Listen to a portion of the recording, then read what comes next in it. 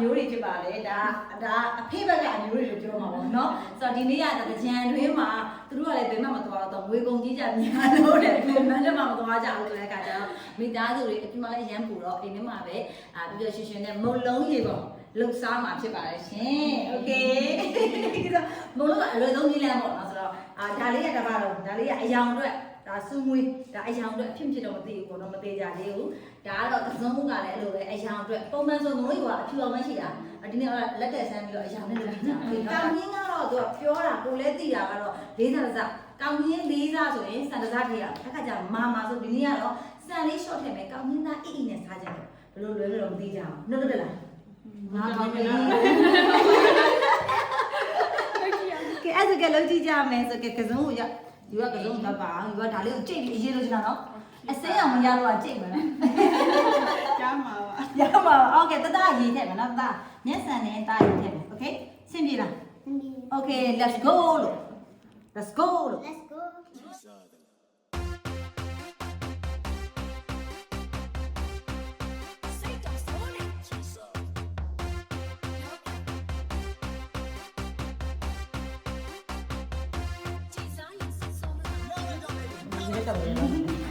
ရေလောင်းပါဆိုရေလောင်းရေဘက်ခံတာကွယ်မပေါ်ဘူးလားဟုတ်ဟေးနေနေဟာပဲကွာဟုတ်ပြီတော့ဟာဒ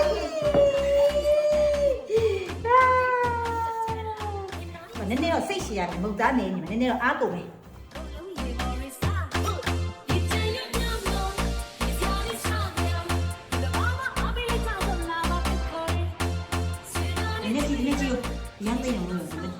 မဒီလိုတဲ့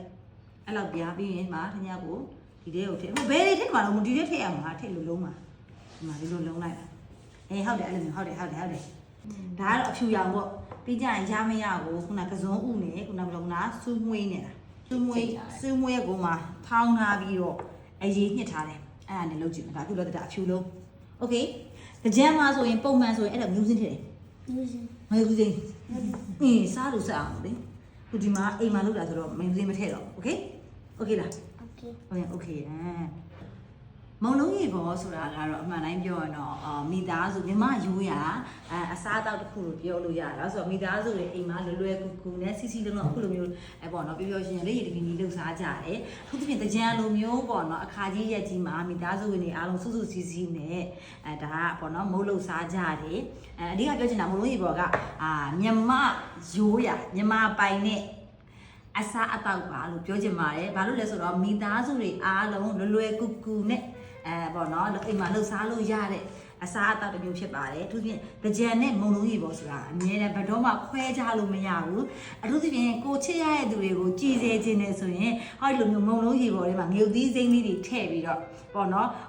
ဘသူပေါက်လည်းမသိဘူးကွာဘသူလဲလို့မရည်စူးတော့ပဲအကြိုက်တဲ့လူထိပေါ့နော်လို့ရှုရှဲဖြစ်သွားတဲ့ဒါလေးကတော့ချစ်စရာအကောင်းနဲ့ကြည်စေခြင်းတစ်မျိုးပေါ့နော်ဆိုတော့ဒါကတော့ပြောချင်တာတော့မြမရိုးရာကြံနဲ့မြမရိုးရာမုံလုံးရေပေါ်ကမြန်မာတွေပိုင်နဲ့လှပပြီးချစ်စရာကောင်းတဲ့ရိုးရာရင်ကျေးမှုနဲ့အစားအသောက်ဖြစ်ပါတယ်လို့ပြောချင်တာပါရှင်ဟေးနားပြီလားတဲ့လုံးခလေးရစားလုံးလို့ရတယ်ကြီးပဲမုံလုံးကြီးဖြစ်နေပြီနည်းနည်းလျှော့လိုက်ပါမြန်လုံးချင်တာအောင်လို့ရတယ်နည်းနည်းတော့လျှော့လိုက်ပါအရင်ကြီးနေတယ်ဟုတ်တယ်နည်းနည်းလျှော့လိုက်ပါတကယ်ချင်းဒါမုံလုံးကြီးပေါ့အမြဲတမ်းအဖြူရောင်ပဲလုံးနေကြအခုကောင်းချင်းနဲ့အယောင်လေးများလှမလားဆိုပြီးတော့ဘက်ကတည်းကပေးထားတယ်လေပူဟမှုနဲ့ရတယ်သူ့မနဲ့သူ့ပကံရောကကြည့်ရောအဲ့လိုမသူ့ထံပြီးလိုက်တော့သူ့ကိုကြောက်လက်ပေးထားတယ်လေဘာလဲစားနေပကံပြလာလိုက်တယ်ဘာလားမရပါမင်းတို့တက်ပေးထားတယ်ပကံအယောင်လေးလှအောင်လို့ဆိုပြီးတော့ဒါကစုံဦးလေးနဲ့ပေါ့နော်ဒါအကောင့်ရင်းနဲ့ကိုရောပြီးတော့ဒါနည်းနည်းအထွင်စမ်းကြည့်တာပေါ့နော်ဘယ်လိုဖြစ်လာမလဲမသိဘူးရလက်ကောင်းလားမကောင်းလားတော့မသိဘူးပေါ့အခုတော့နည်းနည်းနေပြီးတော့အယောင်လေးလှအောင်လုပ်ကြည့်လိုက်ပါဦးမယ်ဘာလားဘလို့ရင်လည်းကြဘလို့လေးဟောင်းလာယူလာလားဘလို့လေယူပါလားအေးဝိ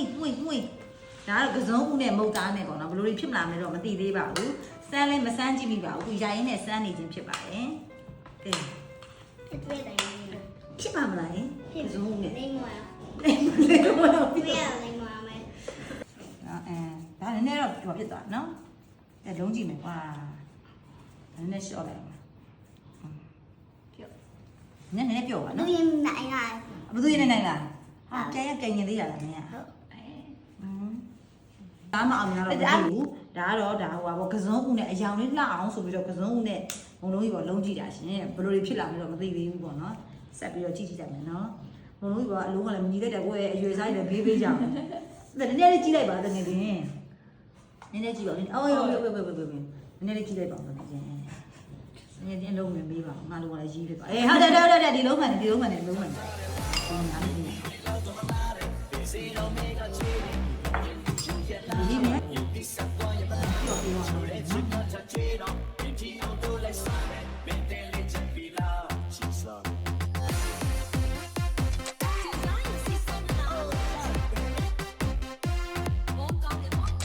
ပါသူလုံးနေရအောင်ကြည့်နေတာအဆင်ပြေရတယ်လေနောက်ဆုံးမှာတော့အယောင်လှလှမလို့ရေပေါ်လေးကိုစူးမွေးနဲ့တွဲဖက်ပြီးတော့လုပ်လို့ရပါပါတယ်ရှင်လောကချက်ကတော့စူးမွေးအရင်ထည့်တဲ့အချိန်မှာပျော့သွားတဲ့ဆက်မှုထည့်ရပါတယ်ပြီးတော့ပုံပြတော့နေလေးကတည်းကပြပါတယ်အဲ့ဒါရတော့တော့အယောင်လှလှတဲ့ပုံလေးကိုရပါပါပြီဒါလေးကမာချာအမှုနဲ့မဟုတ်ဘူးနော်စူးမွေးအရွက်ကိုတေးချက်ကကြီးနဲ့ညက်ပြီးထောင်းတာဖြစ်ပါတယ် Hi baby ရတယ်ဟာဘူးပါဦးကြအဲ့ဒါပါဦးအရင်ယုံ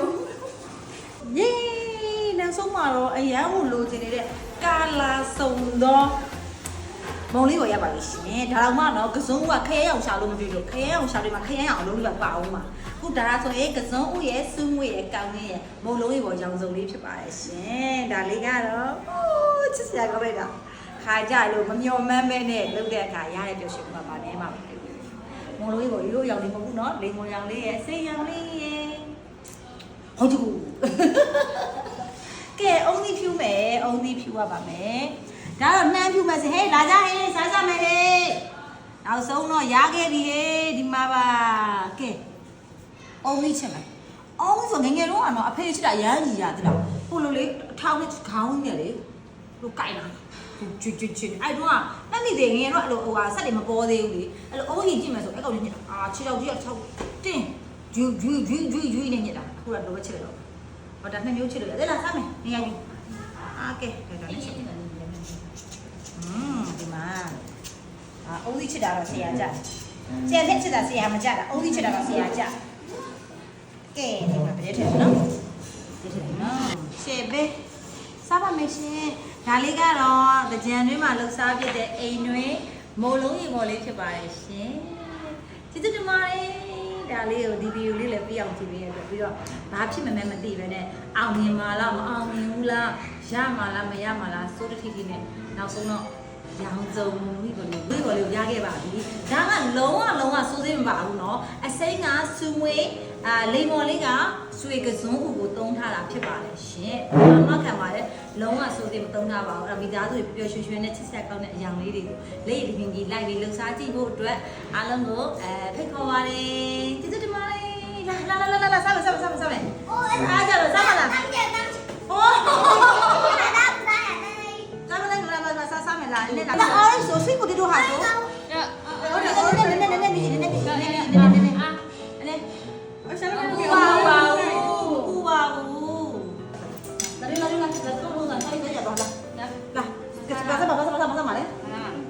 ဆွေးကိုတို့အင်ပုစားကိုစားလိုက်မှာဆွေးကိုတို့တော်စားဟုတ်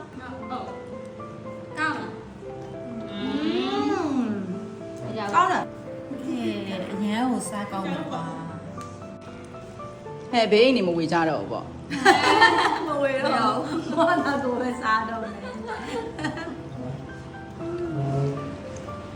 ရောအမအောင်ပြီလားအောင်ပြီလားလည်းစားမယ်လည်း